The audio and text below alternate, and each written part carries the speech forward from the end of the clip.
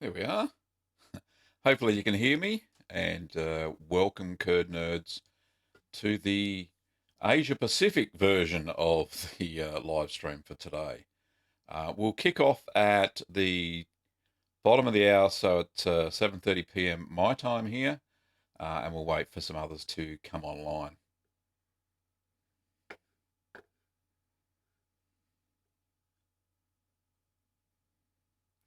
So I'll just play some lovely background music, royalty free, of course.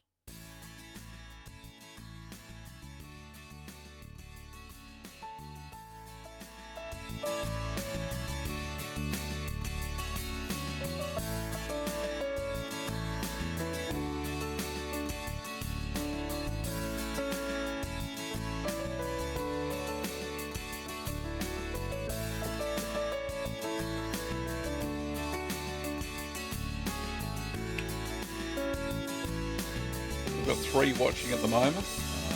That's fantastic. Welcome on board. If you can chat, then jump into the chat room, and we'll get some questions rolling soon. Oh, we've got 8 on board now. Excellent. So we'll wait until the alert comes up. Gregory B, g'day mate, how are you? 5:30 in the morning. You're eager.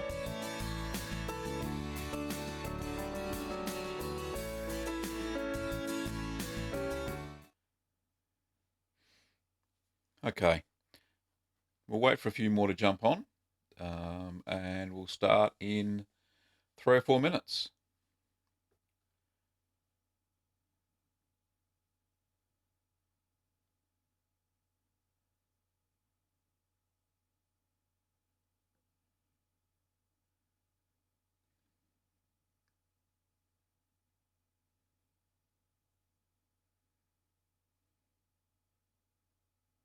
So, Gregory, seeing you're the only one in the chat, can you just tell me if the audio's okay, please, mate?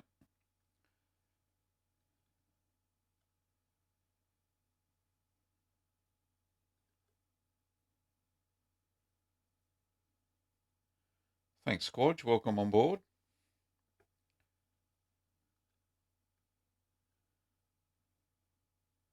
Oh, the audio's fine. Thanks, Carl. That drawing guy, good evening. Weren't you on this morning's chat?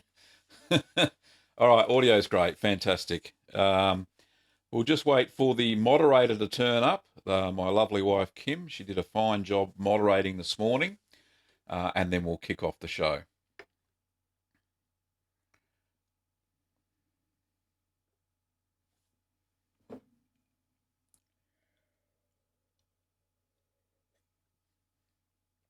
Oh, Kim's there. Hello, Kim. How are you?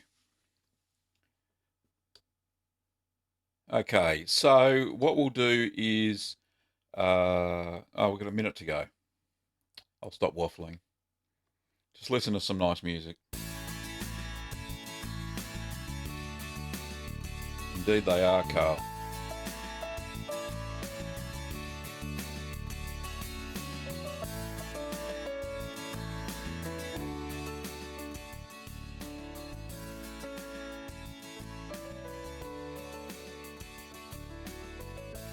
Thanks, Kim.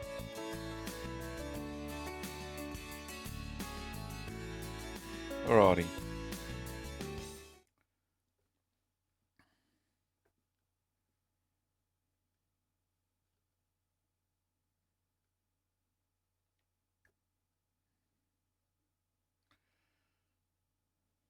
Just a minute or so.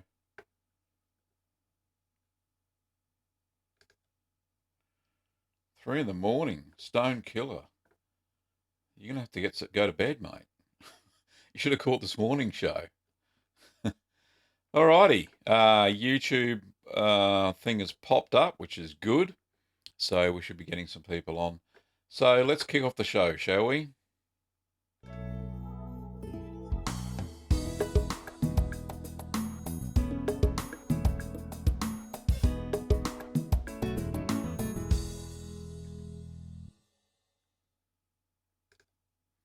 And we're in. So we're live today. This is the second show for today. So Kim and I had a discussion this morning, and basically the morning show, the 8 o'clock to 9 o'clock a.m. our time, was just right for the Americas, but it wasn't right for anywhere else. So we decided to do an afternoon show or an evening show. So we would catch Australia, New Zealand, Asia, and Europe. I think UK and Europe. It's the right time for them there. Hello, Nico, and hello, Frederick. Okay, so let's start off with with just a little bit of housekeeping. This morning's session, I noticed that the chat went very, very fast, and I just couldn't answer everybody's questions. So if you want to bring attention to a question, a burning question that you have, then I urge you to use the super chat. If you have a look down the bottom of the chat page, there's a little $sign. Super chat will highlight your comment, and I think it starts at it's $2 US. So if you want to do that, now I get part of that, and so does YouTube. So if you want to highlight any comments and I've missed you, then jump on super chat and I'll see it straight away. Other than that, Kim's moderating today, so if we have anybody doing anything silly, she'll put you in timeout. If you repeat that, then she will ban that person from the chat room. So Kim's in charge and she's all under control there. Thanks, Valerie, for turning up. I just saw you on Facebook before. So the first question we have is, have I ever used nettle rennet for cheese making? Frederick, no, I haven't. I've used animal rennet, which all the cheeses turned out very well. And I've also used microbial rennet. That works very well. In fact, I use that in most of my recipes. And I've been using rennet tablets, which is basically they're microbial rennet. Some are rennet as a vegetable rennet. And look, they seem to work all right. I've got some nettles growing in the front yard, so maybe I should try those. Fig sap is another good coagulant. That seems to work as well, so you could give that a try. Okay, next question. Oh, hello, Santiago. No problems. You got my email, mate, then. That's good. Jizz whiz, my cheese cave died without me noticing for 2 weeks. Should I throw out all my cheese? Look, it depends on the temperature that the cheese fridge got up to. So if you think the cheese is okay and there's no foul odors, then I would put it into the regular refrigerator until you get alternative space there. So that's fantastic. Thanks, Santiago. And you didn't leave a comment, mate. But yeah, fantastic. So that's an example for everybody in the chat room of what a super chat looks like. But you can put a comment in there so I can actually see the comment. But that's wonderful. Okay. Thanks, Lynn, for joining. William, thank you. Luna, fantastic. And Lynn and Valerie has asked, how is your provolone progressing? Well, it's still hanging in the laundry. It's actually drying out quite a bit because it was so small. And you saw the small amount I got out of it. So what I'm thinking of is to vacuum pack that provolone now that it's got a rind that must be about that thick by now, which is most of the cheese, and I don't want it to dry out too much. So basically what I wanted to do is maintain some of the moisture in the cheese. So I'm going to put it into vacuum pack. So that's the choice I've got. Good evening, Drew. And what else? What's my favourite food? Oh, that'd be cheese. That's a funny question. Carl says, will my cheese flavour improve by aging, even if there isn't a culture in it? That if you use raw milk, no problems at all. However, if you use pasture, because I'll explain why, the raw milk has already got the lactic bacteria in it, and if you didn't kill it off by pasteurisation, it will improve with flavour. Otherwise, it probably won't. Gee, you're throwing those Hong Kong dollars around, Santiago. Thank you very much for the support, mate. I appreciate it. So yeah, so if you've pasteurised and homogenised, the milk's homogenised or unhomogenised, there's no cultures in there, there's no lactobacteria, they've been killed off by pasteurisation. So it may not age very much or very well at all. Um, my favourite cheese, Luna, is all cheeses. I had this discussion this morning. I know it's a bit of a cop out, but I really do enjoy those taste tests. I don't know if that comes out in the videos or not, but those taste test videos that I do, once the cheese is mature, I'm very excited to do those because sometimes it's the first time I've actually tasted that cheese that I've made. I've never tasted it before from a commercial or artisan cheesemaker, and that's what I've got. So yeah, so I'm very excited when I do those taste tests. I don't know if that comes out, like I said, but uh, so my favourite food besides cheese, what is my favourite food? Oh, okay, Italian food. So pasta is one of my favourites. I love making pasta and a really good sauce that goes with it. So that's some of my favourite food would be Italian food. Go figure. There's no real Australian cuisine, so we kind of got migrants from all over the world, so we can try so many different types. And my favourite Chinese dish is Kung Pao chicken, made the Szechuan way. So with Szechuan pepper in it, it's delicious. Anyway, that's got no cheese in it. But yeah, that other than cheese. All right, so the other um another question. That drone guy, have you ever tried smoked scamorza cheese? I know that's a pasta filata cheese, and no, I can't say that I have tried it, but I'll pop it on my list. In fact, I'll try and make some. Don't know if it'll be smoked, but okay. Yes, I do realise that Hong Kong dollars is just a few cents. I think it's what $10 Hong Kong's $2 US, something like that, or close. But that's still pretty cool. Thank you very much, Santiago. Um, Nico says, I have a question. I live in an apartment that's really strict with strong odours. Okay. There are no real substantial storage areas. What sort of cheese should I make? Look, I would say stick to your fresh cheeses if you don't want strong odours. My cheese fridge is known to be quite pongy occasionally. Depends on what sort of cheese I've got in there. So yes, that's amazing. Uh, so fresh cheeses.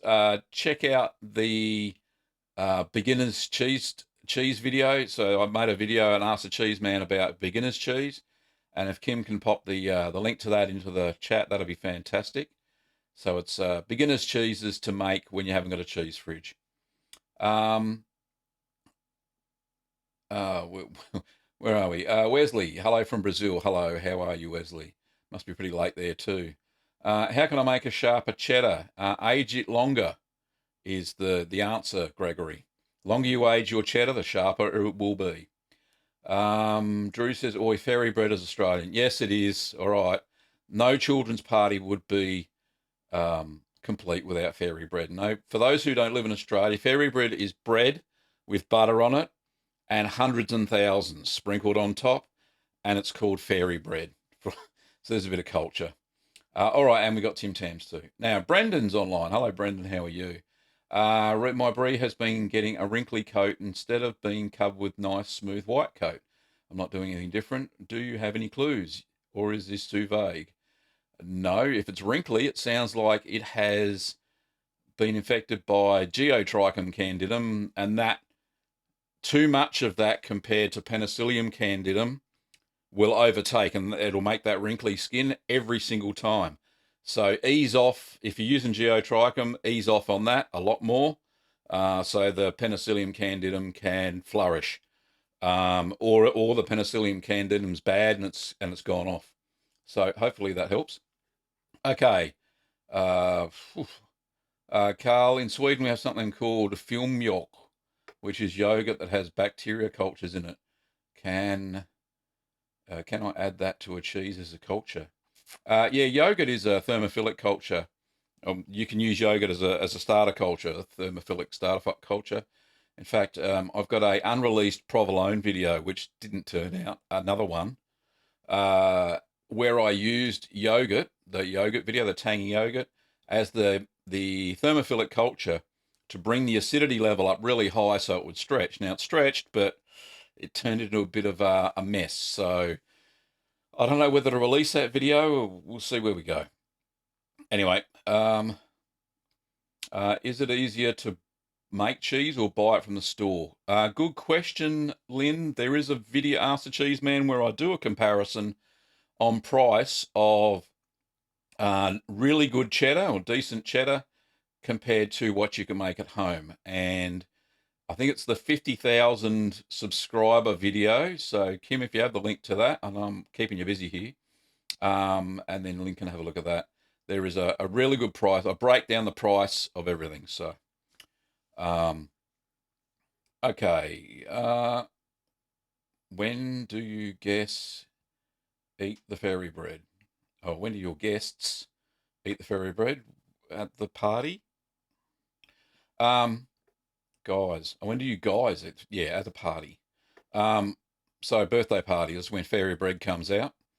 All right, so racing ahead. What's the most disgusting cheese you've ever eaten and that you've ever made? The most disgusting cheese, Gabos, is, I would have to say, St. Marcelin. It was disgusting. Look, you can tell by my facial expressions in the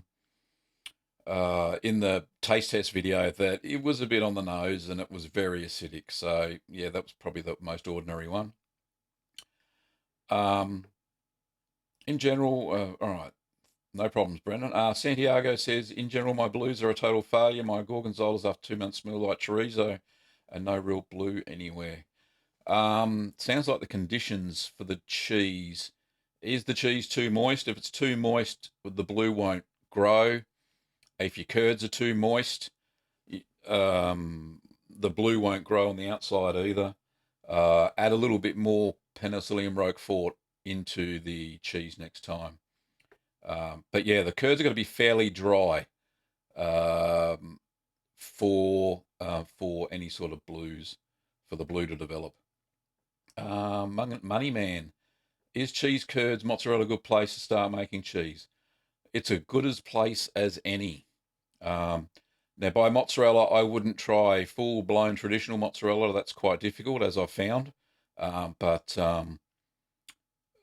try quick mozzarella, which uses citric acid to acidify it. Okay. Where else? And Santiago goes, my cams developed this winding shape rind. So I put them in the fridge. They have solidified, and the Campbell's no blue and no white either. Oh, very depressed. I don't know what to do there, Santiago. Like cams, if they have a wrinkly rind shape, very similar to what I told Brendan just a minute ago. What's my biggest cheese failure? If you have a look at my there's a when cheese fails video, very cool.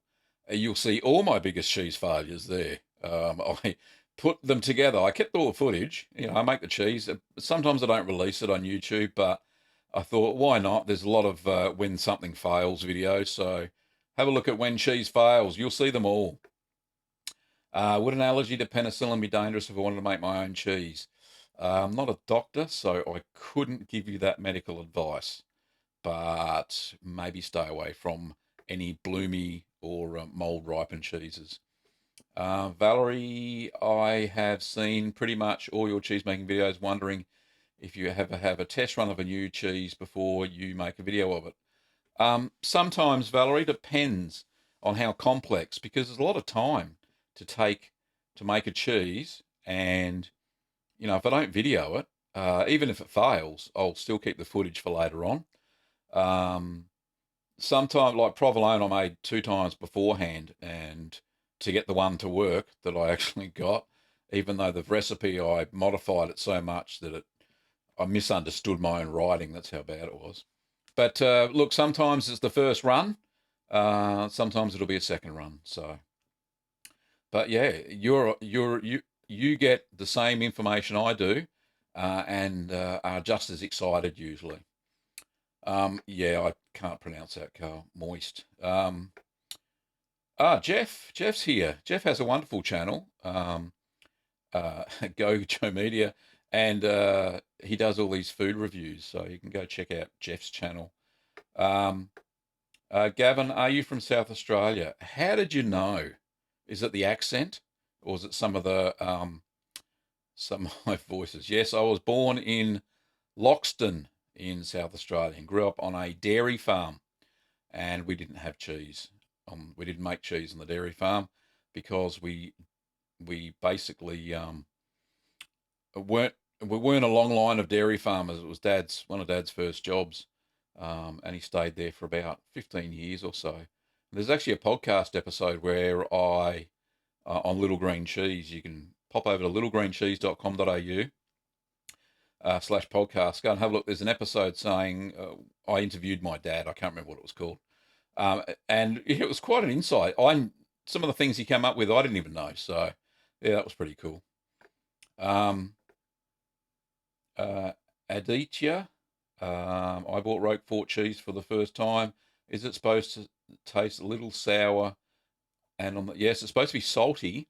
Sour, probably not so much. It's probably the Penicillium Roquefort. But yeah, it is very nice. It takes a little bit of time to get used to, I suppose. Lynn says she loves my long videos. The only thing I've been able to sleep. Oh, stop it. Is my voice that subtle? My voice that I was not droning. I don't know. One of those funny videos that people watch when they're making funny noises with plastic and stuff. I don't know what they're called. I can't remember. Anyway, cheese penicillin isn't bad for people with allergies. It's a different type of penicillin. Well, there you go.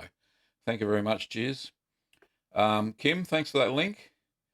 Carl says, what temperature should I heat milk to if using yogurt? Look, you just follow the recipe. Instead of using the thermophilic culture, just use the yogurt, and it's supposed to be 1%. So when I made this provolone that you haven't seen the video of, I was using 3 gallons of milk, and I had to add in 170 grams of yogurt was how much I had to put in, and I had to heat it up. I think it was about 45 degrees Celsius. You don't heat the culture, the milk. Do you ever think of making a channel where you post videos not sped up? No, I haven't thought of that. I'll probably just add it to this because this is where the community's being built, Lynn. A money man just wondering because I'm from South Australia. Well, welcome, you crow eater. Luna says she's from everybody's from South Australia. Anyway, Nico says, I live around cheese fanatics in Wisconsin. I am surprised that making cheese is not allowed due to the smell. Yes, maybe people just have cheese on the nose or something. It's a bit weird. Lynn says, is there any cheeses that taste like yogurt? Well, funny you should say that. The second or third provolone I made tasted like yogurt because I used yogurt culture, and it didn't quite stretch as well as I wanted to do. So Kim and I actually tried it the day after, but what I've got it maturing in the cheese fridge, vacuum packing at the moment. So for 2 months. So we're going to see what happens. So it'll be a bit of a new cheese. If it turns out all right, I'll release the video and see what happens. Valerie, Brevibacterium linen's out of stock on Little Green Workshops. Are you getting some more soon? Yes, we're waiting for our supplier to come in stock because they tell me we do get our cultures from a supplier in Queensland, but they don't have any either. And I can't get any wholesale from anywhere else. ASMR, yeah, that's what I was talking about. I can't remember audio something relaxation. I can't remember what it stands for. If anybody can help me out, that'll be cool.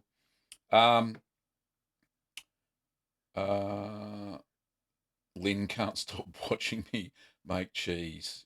Cheese fetish, Lynn? Any chance? How did you become a cheese aficionado? Good question, Gavos. I'll repeat this morning. I said it this morning, but I started making cheese in 2009, and basically, and that was because we started a green lifestyle, or a greener lifestyle. We wanted to lower our footprint on the environment. So I wanted to make everything and try and get freshest ingredients and all that sort of stuff. So, so I went along to a cheese course run by these two ladies in Melton South, which just happens to be the same place we teach now, and I'll tell you why in a sec. Um, so I learned how to make cheese from two ladies called Dorothy and Lorraine, and they must have been 70 or something, but really good cheese makers. And I learned how to make feta, and since then I've been making cheese, at least two cheeses a month, since 2009. So I've had some practice, and I just love it. It's just great creating something from milk and creating something different each time. It's just one of the most amazing buzzes that I've had in my life. I'm not saying, and I've had some experiences. I spent 20 years in the Navy, so I've had a few experiences. I got sent to the first Gulf War, unfortunately. Um, but yeah, cheese is just one of those most amazing things that happens out of milk. So it's milk's great leap to immortality, as somebody famous once said. Okay, Madzia, I think that's how you say it. I made Gruyere and it's growing blue mold every second day. I wash it with brine. Mold comes back quickly. I've now tried to wash it with vinegar. Can I wax it to prevent the mold? You can wax it, but here's a better method. Um, my Gruyere kind of did the same thing. So what I'd managed to do to get rid of that blue mold was you mix, I think it's 2 tablespoons of salt, just normal salt, doesn't really matter, as long as it's not iodized, and a quarter cup of white vinegar. Mix them together and then wash the outside of the rind with that. And you'll find not only does it firm up, but it kills all the mold. And then once you've done that wash, then maybe it's probably best to wax it or vacuum pack it. So do that. Oh, Lynn's from California. Hello, Lynn. You've been talking already. Angela, what's my favourite cheese? All of them. Look, early on, one of my favourite cheeses was Caerphilly, which is a Welsh cheese. The reason it was my favourite was because you can make it and mature it in 3 weeks, and it had a rind, and it had a nice creamy white paste in the middle. So it had a rind about a centimetre thick. It was heavily salted though, but it's very delicious. So check out Caerphilly. It's one of the videos there. Are there any Australian cheeses? There are a few Australian variations. I don't know if there's any true Australian cheeses, but they're all quite different. We've got some great artisan cheesemakers in the country areas around Australia. I know here in Victoria we have. In fact, Kim and I are going to a cheese festival. I can't remember the name of it, but we're going to one in Melbourne in September. And it's at the meat market in North Melbourne. And yeah, it's a cheese festival all day. I'm not doing anything special. I just bought a ticket and want to go along because there's one guy I do want to meet called Nick Haddo, who runs a Bruny Island Cheese Company down in Tasmania. So I wanted to say good day to him and try out some of the most fantastic cheeses in Australia. So I dare say I'll find some then. Audio Century Meridian Response. Okay, I'm not going to do cheese ASMR. How do you create a natural rind like on tome cheeses? Carl, basically I've got, I'll start again. The Gruyere that I made has a natural rind, and I put that in a ripening container and leave it mostly open, but it traps some of the humidity in there, develops a rind after it's been brined, and it starts to thicken as it gets exposed to the air in the fridge and the lower humidity. So that's how to do that. What type of cheese would you recommend for a first timer? In this order, I'd go paneer first, then whole full cream. Oh, sorry, what's it called? Whole milk ricotta, and then maybe quick mozzarella, and maybe even halloumi. If you saw the recent video I put up for halloumi, very simple and easy. What's best to make Jarlsberg? Jarlsberg? What's best to make Jarlsberg? That's from Luna. Don't quite understand your question there. But yes, I do have. Oh, the Mold Festival. Thanks, Kim. Yeah, so the Jarlsberg, I got a video for that. Check it out. It's pretty good. It's very holy. It's got lots of eyes, and it tastes nutty. And it's Norway's version of Emmental, I think, or something like that. Don't get offended anybody from Norway. I think it's a fantastic cheese. Mark my words. Easier to make than an Emmental, especially the recipe I created anyway. Can you make cheese from non-dairy milk? Well, Smooch the dog. Good question. Um, we're just about to buy into the shop some cheese kits called vegan cheese kits, and you can make them out of nuts, so like cashews, macadamia nuts, that sort of thing. So I'm going to be making some non-dairy cheeses. I know it's a bit blasphemous for true cheesemakers, but I'm going to give it a go because that's what this channel's all about. I'm kind of like the crash test dummy of cheesemakers. I'll make anything once and give it a go, and if it works, I'll put the recipe up. So yes, I'm going to give it a try. Soy yogurt's about as close as I've got to a non-dairy dairy product, if that makes sense. What do you think about the Dutch cheese recipes? Night Parade, they're pretty good. Washed curd cheeses are pretty easy to make. So I didn't have too many issues with it. They were easy to make. So Edam, Gouda or Gouda, and what was the other one I made? Leiden. They're all fairly simple. Oh, Havarti, but that's Danish. They're all very simple variations on a theme, but very nice, very tasty. Lynn, have fun. Yes, we will. Kim and I will have fun. Vlog it. Well, that's a good. We could probably do that. I'll take along my iPhone. Has fairly decent video. We could make a little quick vlog of the cheese festival. I'm sure everybody would like that. Hands up, everybody who would like that. So we'll do something there, won't we, Kim? She's probably listening. Thanks for the link for the kafili there, Kim. On the subject of a green lifestyle, do you have look into how green or ethical the Rennet business is, especially since there are non-animal alternatives? Well, that's what I use. I don't use animal rennet. I've only used it once, but I use microbial rennet for that very reason. So I'd keep my cheeses vegetarian. Okay. Hello from Thailand. Hello, One Dobbo. Looking forward to giving cheese making a go. Oh, thank you very much, mate. Yeah, give it a go. If you can't get the ingredients, then we do ship to Thailand, and the shipping rates are a lot better than to the US, that's for sure. So we have shipped some stuff to Thailand already. It's very good. And it got there, which was good too. Yes, Nick is awesome. I love his cheeses too. I can't wait to try some of those raw milk cheeses, but you have to kind of like buy the whole wheel. But yeah, it's pretty hard to get your hands on, so I'm hoping to try some there. Valerie, my last feta turned out very soft after 2 days in the brine. Yes, no, your cheese was probably fine. It was that you didn't have the pH balanced. You have to have the pH of the brine because it's only usually about a 10% brine at about 5.2. Have a look at the goat's milk feta that I made. I go through the whole process of balancing the pH in your brine. And that way, you won't have the ion exchange, the calcium ion exchange between the brine and the cheese. And the loss of the calcium in the cheese is what makes it go slimy. So check that out. 2nd of September. Yes, I hope everybody in Australia come to the Mold Festival. It's going to be great. It goes for a whole day. Favorite cheese? Oh, all of them. RMOR.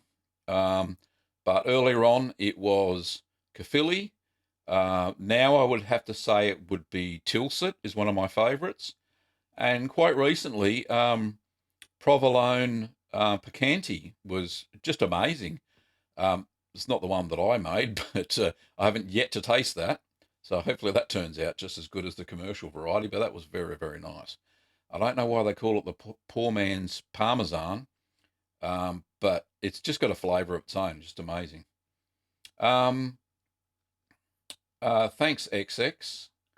Yeah, have a look. There's a cheese kit behind me there, the fresh one. That's the one I made halloumi with. In fact, that's the very kit.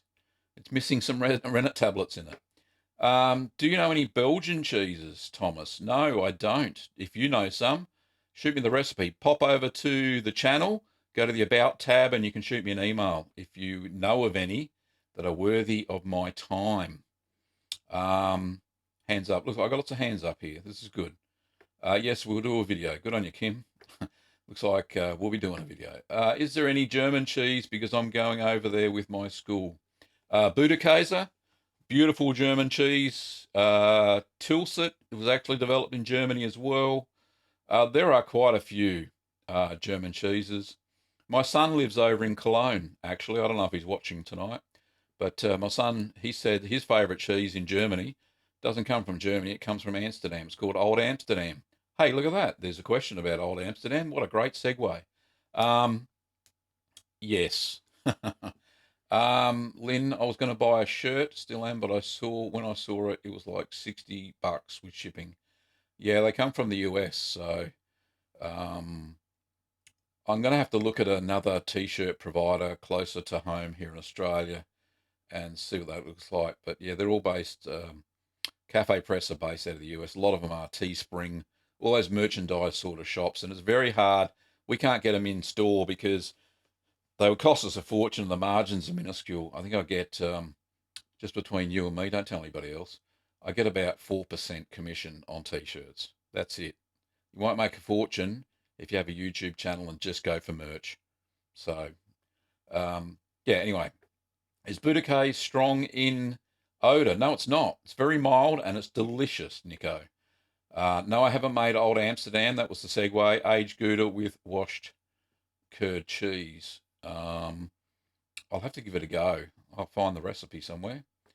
Mildly irritated Scotsman. Hi, how are you? Is the cheese festival free? No, it's not. It costs. Go to that link that Kim put in there. You might have to scroll back up again. But there is a link there somewhere. I know she didn't put a link in. But yeah, it costs us 50, maybe $60 each for the tickets. But there's going to be food. All the food's free. I think you have to pay for drinks. You might get a complimentary glass of wine or something with your cheese tastings. Cannot find fresh goat's milk for feta. Do you think I could do it with powdered milk? I know you can make cheese with powdered milk. You can make yogurt with powdered milk, that's for sure.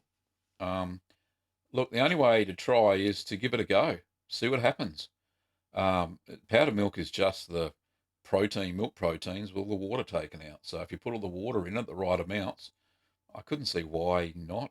Maybe because it's been heat treated, maybe not. Lynn, what are the best things to eat cheese with? The top three things. On a cheese platter, I would walnuts, apples, just fresh apple, beautiful pears with cheese, dried pears, dried apricots, and here's another one, dried muscatel grapes, fantastic. Oh, and quince paste. If you can get your hands on quince paste, or you can make it yourself, and I have. I have a quince paste recipe somewhere. I think it's on Little Green Cheese. I don't know if Kim can pull that link up, but that'd be good. Is there a world record for the oldest edible cheese, and did it taste any good? I don't have the Guinness Book of Records there in front of me, but I have heard of 10-year-old cheddars, and they do taste amazing. I've had a 2-year-old cheddar, and that tasted amazing. But yeah, definitely 10-year-old cheddars, you can do that. Kim said mould tickets are $45 each Australian. Includes cheese tastings, demos, and talks. I'm in. It's great. We've already got our tickets. Back to feta. When I took the feta out of the mould, it was quite soft. Brian, wasn't the problem. Maybe you needed to press it for a little bit longer, more weight, if it was too soft, and maybe not stirring enough would be another thing, Valerie. Blank right. How much would shipping from Australia to Indonesian be in Australian dollars? It all depends on the weight, unfortunately, Blank. You have to go and have a look at the shipping calculator. And I'm not sure if we can actually ship cultures to Indonesia. I think there's a customs regulation. I'll check it out, and if they have lifted that regulation from about a year ago, I will enable Indonesia to be shipped. We ship everywhere else in Asia, so I can't see why not. But there was a specific reason why I had to stop shipping to Indonesia. Lynn, could you make Passchendaele cheese? I don't know what that is, but I'll have to have a look. I'll write it down.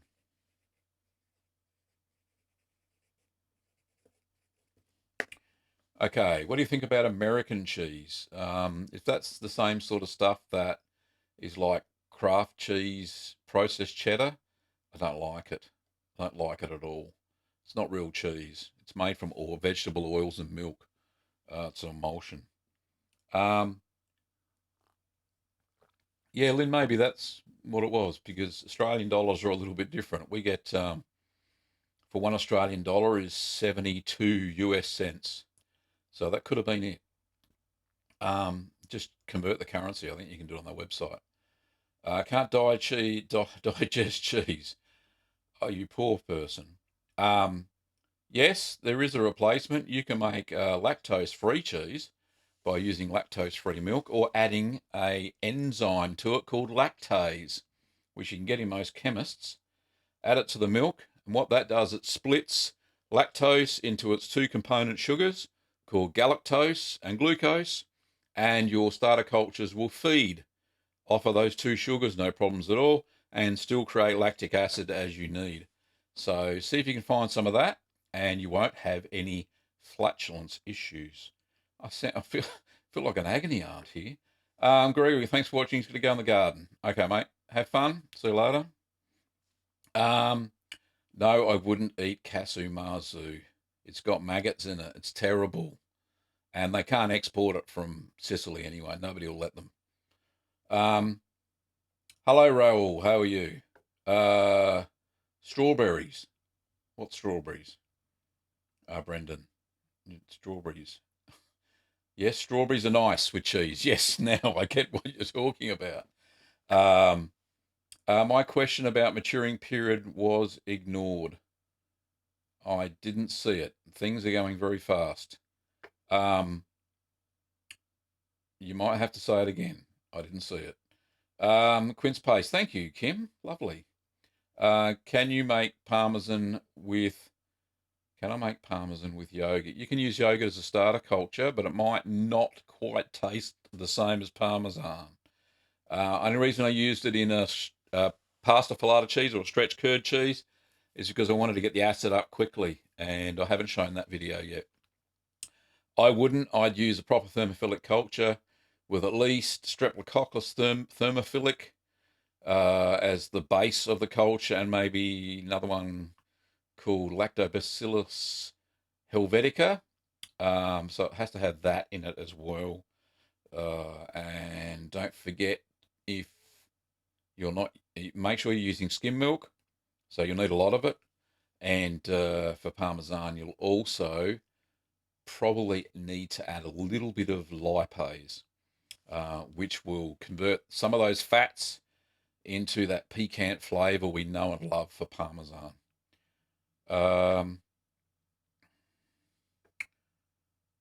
Can you mature Caerphilly in a humidity box in the fridge? Yes, you can. Some random guy.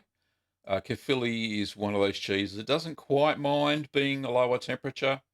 Try and find the warmest part of the fridge, though. It would probably do with going over 7 degrees Celsius. Are you going to give home Baby Bell a go?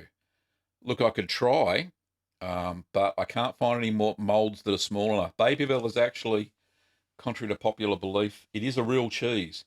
It's made with proper cheese curds. It's not a processed cheese. So, and they press it in these very tiny, well, those who have seen Baby Bells, the little tiny cheeses. So, yeah. Yeah, thanks, mildly irritated Scotsman. Have a go at that. That'll be great.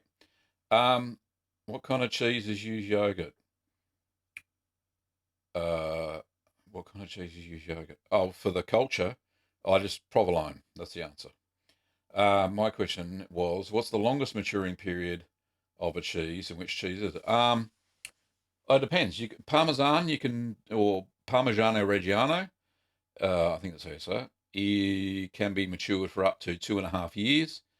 Um, Romano, Pecorino Romano can be aged up to 2 years, so can Manchego.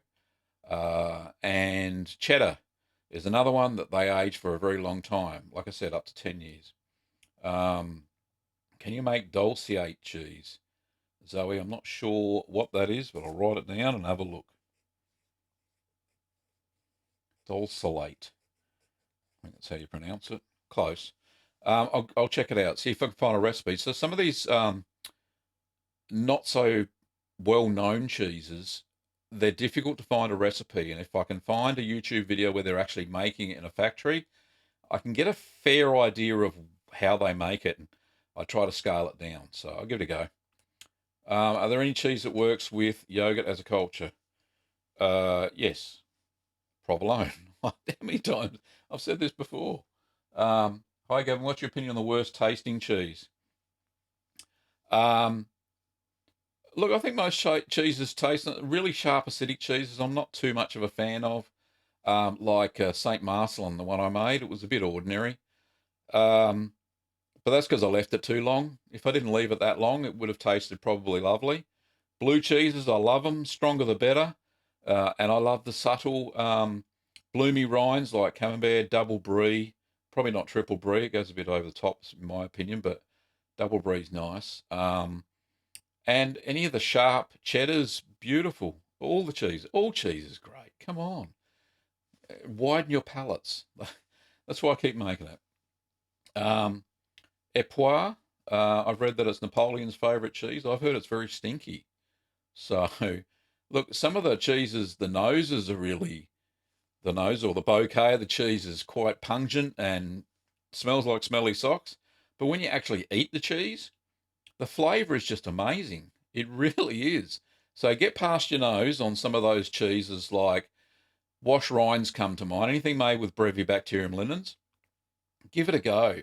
They taste amazing. So I have no issue with any of those cheeses.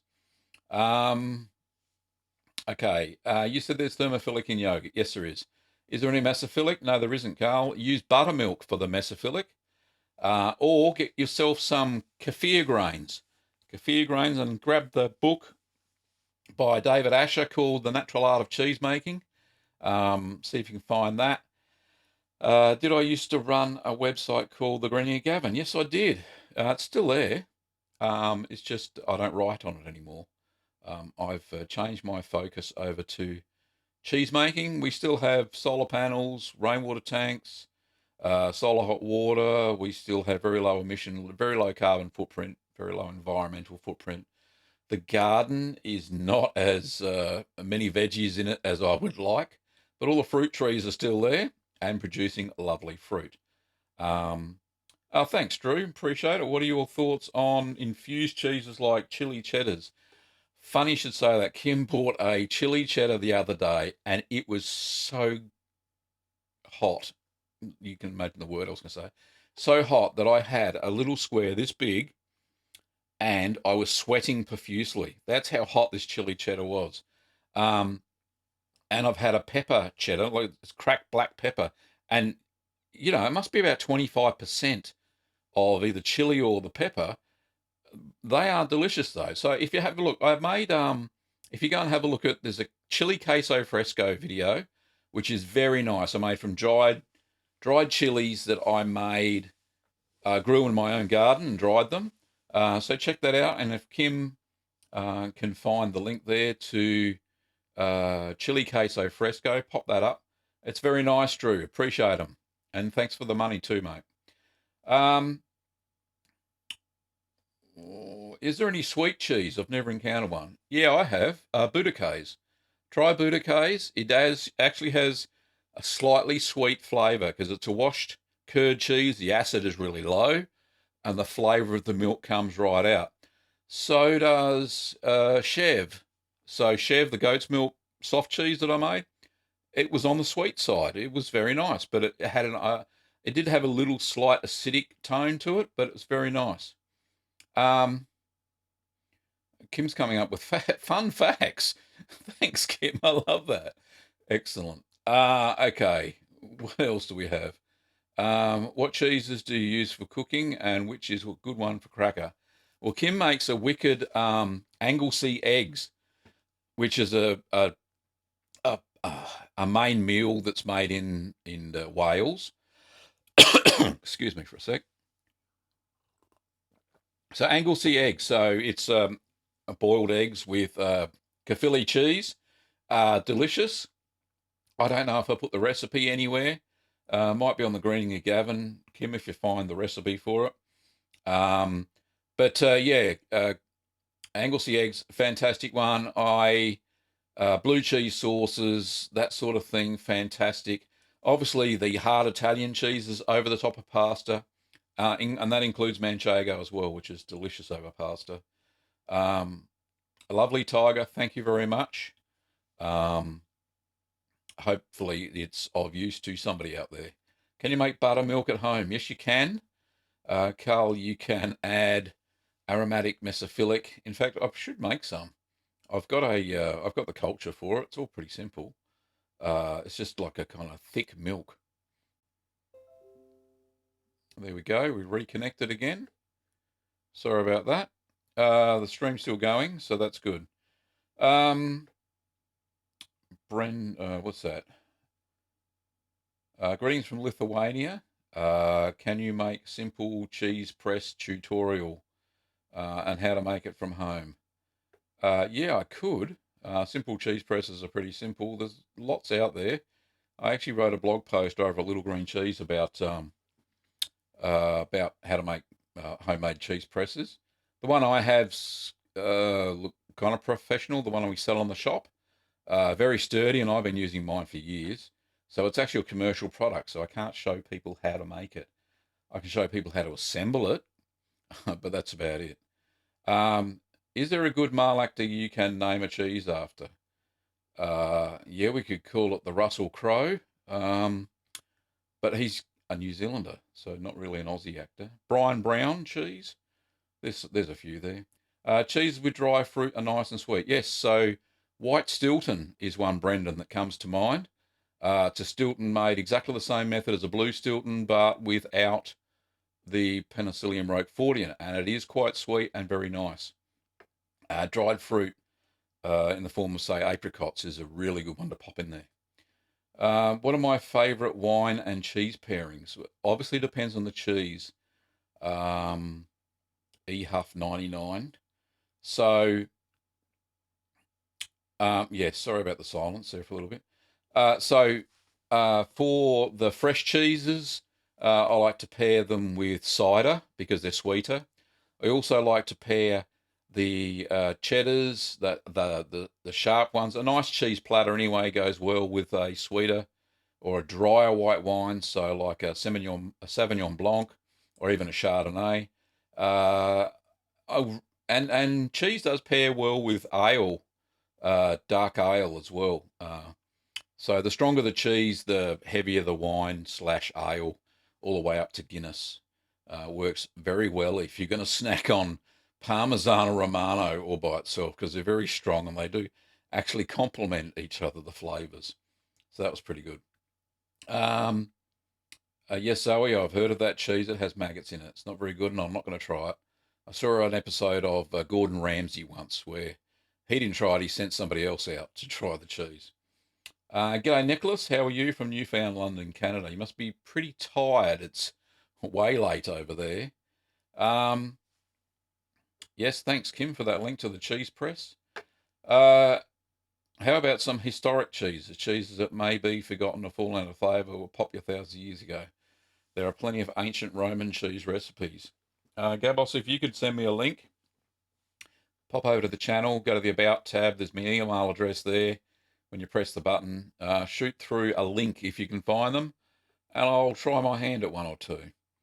Dobbo says, what does the cheese mold size shape really matter other than for the amount you're making for a recipe?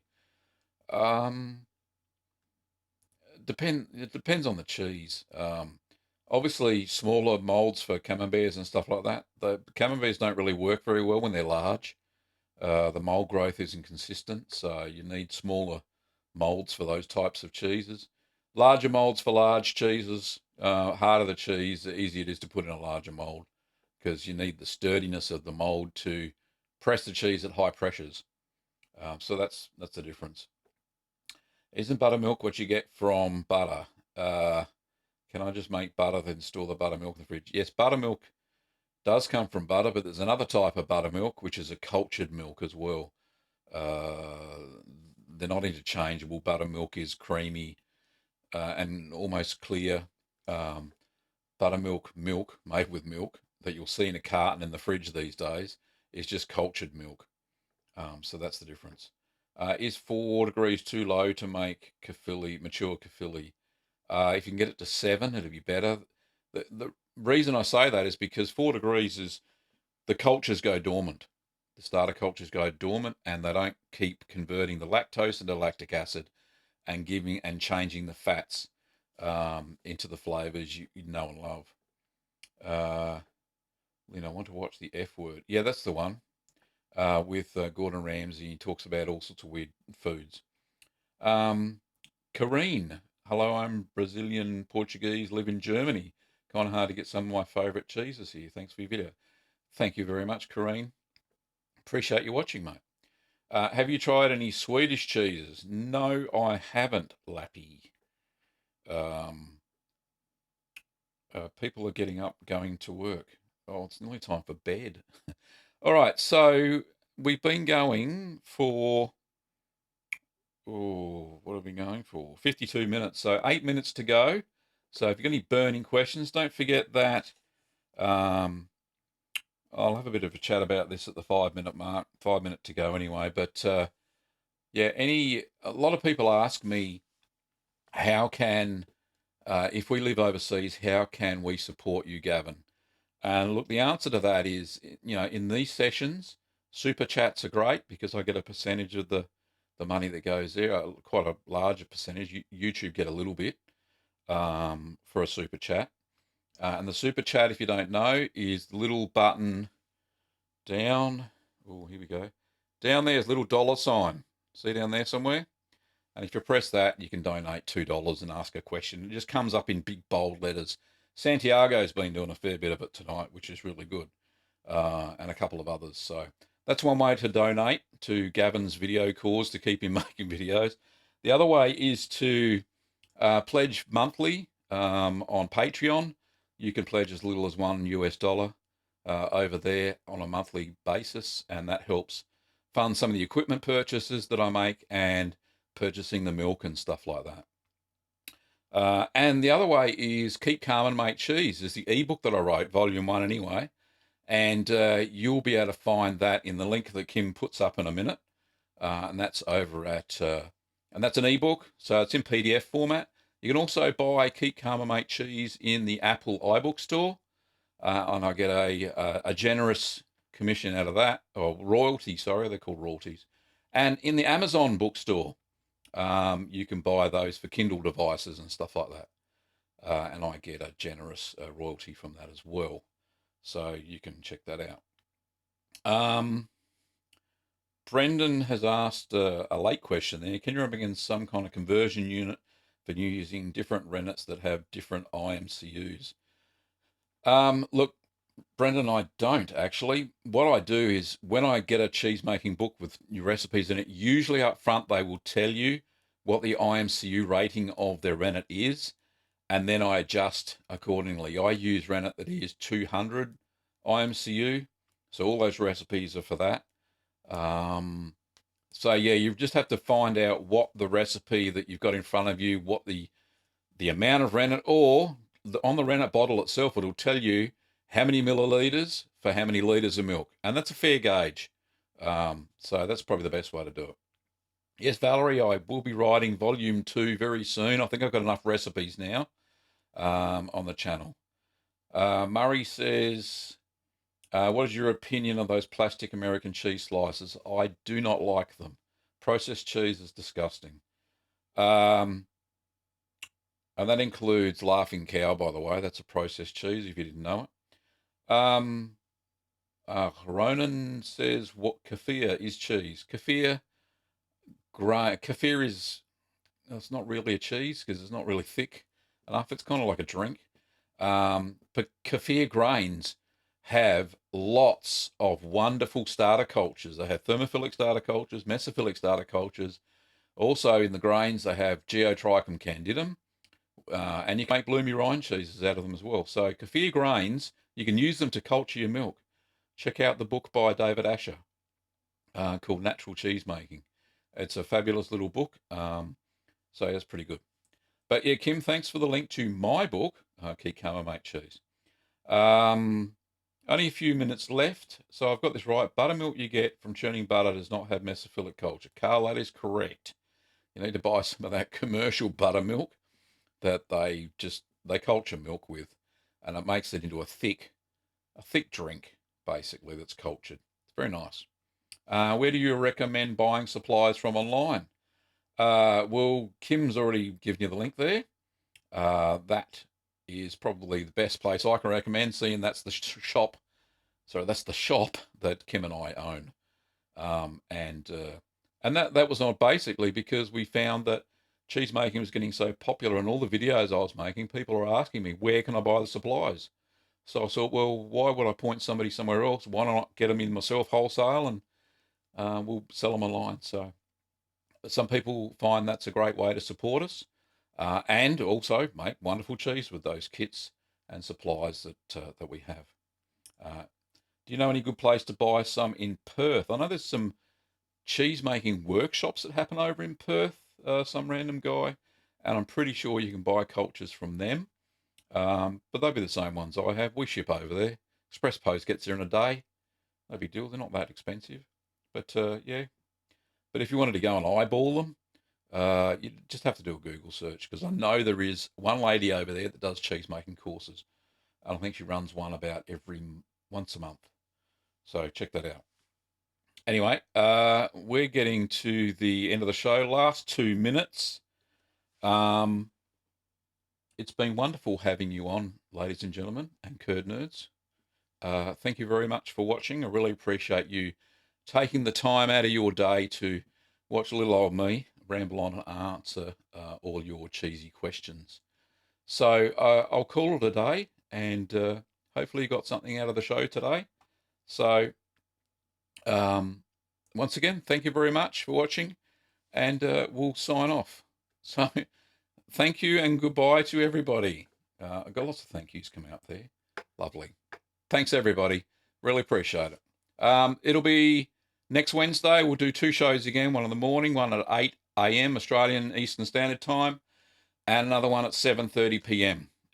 If we don't have anything prior, but we'll tell everybody what's going on there. So we're consistently getting at least 40 people per show, which is great. It's easy enough to keep up with the questions. And thanks, Kim, for moderating. Everybody give Kim a wave as well. Thanks, everybody. See you later. Until next time, keep making cheese. So I should say keep calm and make cheese. And watch out for Sunday morning's video here Australian time. I think I'm doing a taste test of a 12-month-old cheddar that I made. So that'll be very interesting. And then hopefully I'll get a day off this weekend where I can make some more cheeses, get back in the kitchen. I found making halloumi was so much fun. Really appreciated it. All right, we'll see you later, everybody. Until next time, curd nerds, keep rocking that cheese.